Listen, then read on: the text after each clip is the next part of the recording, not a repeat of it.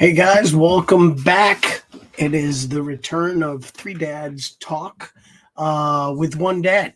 And hey, Chris, I'm glad to see you. Thank you for joining us. Um, so basically, what this is going to be is, a continuation of what we were doing before, but right now, just going to be myself. It was a really hard situation trying to connect everybody logistically all the time. Ron travels a lot. He's all over the place, and schedules sometimes just didn't work out. And Ron's doing some awesome stuff, staying super busy.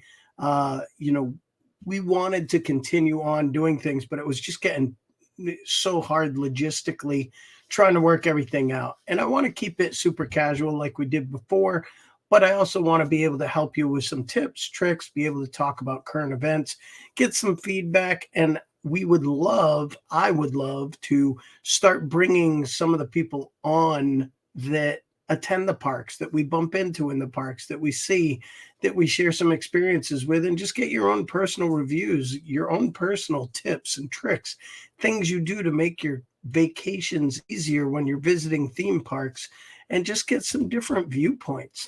Super excited to get back into things here. So first and foremost, I just want to thank you guys for following us before, and hopefully we will get back the people that joined us on a regular basis. We missed connecting with you guys, loved the feedback that you provided when we were doing the show regularly. And now that it's coming back regularly, we're going to keep it short. It's probably going to be 15 to 20 minutes most weeks. And just kind of go through some of the things, just what's been going on. We just wrapped up an amazing Halloween season. This year, I did not have the opportunity to go to Mickey's Not So Scary. Excuse me, I needed a sip. We did not have the opportunity to go to Mickey's Not So Scary this year, but we did attend Horror Nights 21 times this year. Had the opportunity to see a lot of stuff going on with that. The show was amazing this year. Scare zones, in my honest opinion, were a little weak this year at Universal Horror Nights. But the houses, they had a good run of houses this year. Couple that we weren't big fans of, but every house really held its own with the exception of one for us. We enjoyed 9 houses pretty regularly. The one we were not a fan of this year was Chucky. We've also had some news since we were last on with the Star Cruiser Hotel closing at Disney. Ron and I had kind of called it that, this was kind of a one and done for a lot of people, and the price point was really high. And it seems as though, that's basically what the downfall was. I feel really bad for the cast because they were incredible performers that really loved the experience. The people I talked to that went in and attended the Star Cruiser cruises had a blast and they really enjoyed it, but it was just so limited, such a limited direction. And, just the sheer cost was the biggest turning point for a lot of people. And, it was a short experience for a lot of money. Iger is back, still making some decisions with Disney, doing some great stuff. I think he's also, had some rough roads over the last couple of months. Parks are busy though. I mean, we're in the parks essentially weekly, and this is why we wanted, Jen and I talked about it and wanted to get back to the point where I was coming back online to discuss things that were going on, because there's so much that happens on a regular basis in Orlando that you just can't keep up with. It's just really hard to keep up with everything. From the last Horror Night on November 4th, since then, Jen and I have gone to SeaWorld for their opening night of Christmas festivities. We have been to Hollywood Studios and Magic Kingdom to see the Christmas decorations up. We have not been back to Universal yet since Horror Nights ended.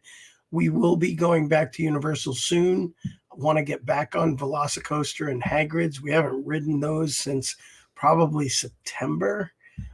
That's a long run for us, but there's always something happening, and we're bouncing around, checking out some different things. And the holidays are one of our favorite times of the year. I mean, this year SeaWorld, for their Christmas celebration, has some great food options.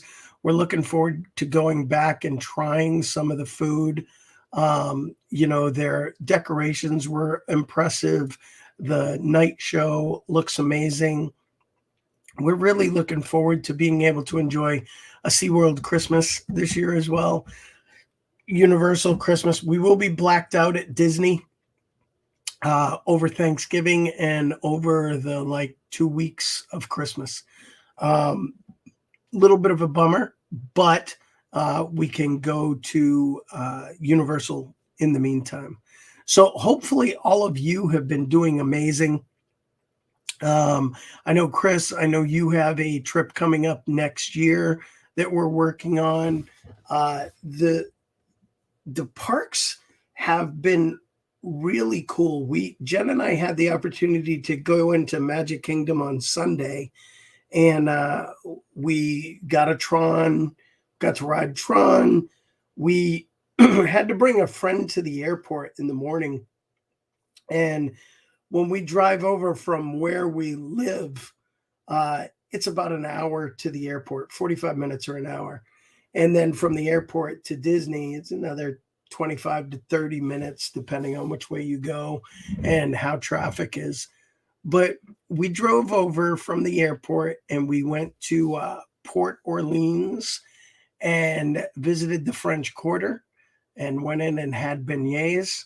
If you have never had the beignets at Port Orleans, get them. I personally recommend the caramel sauce. It was amazing. They're warm.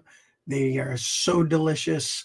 They filled us up for most of the day, to be honest. They were great to do before we went to Magic Kingdom, because we went into Magic Kingdom on a full stomach. So we did the beignets. We drove over to Wilderness Lodge and parked the car and went into Whispering Canyon. And then we went down after we finished there, went over to MK for a couple hours. We were able to do, now, this past weekend, they were filming for the Christmas special. So we had the opportunity to see the Christmas parade twice while we were in the park. They were filming in front of the castle. They were filming at a couple other locations as well. But the park was slammed. There were no reservations available for Magic Kingdom on Friday or Saturday. We were able to get reservations for the park on Sunday. However, when we got there, it was packed. Jen and I hadn't seen it that busy since 4th of July. And 4th of July wasn't even that busy this year. But we had not seen it like that packed, like a, wall to wall kind of people everywhere. We were able to do Pirates of the Caribbean. And we did Pirates of the Caribbean. Great. Had a fun experience. Went over and did Space Mountain. We were able to get the Jingle Cruise. We did Big Thunder Mountain. We also did Tron, as I said. And I think that may be it. We did the People Mover. Got to have a little experience with Stitch.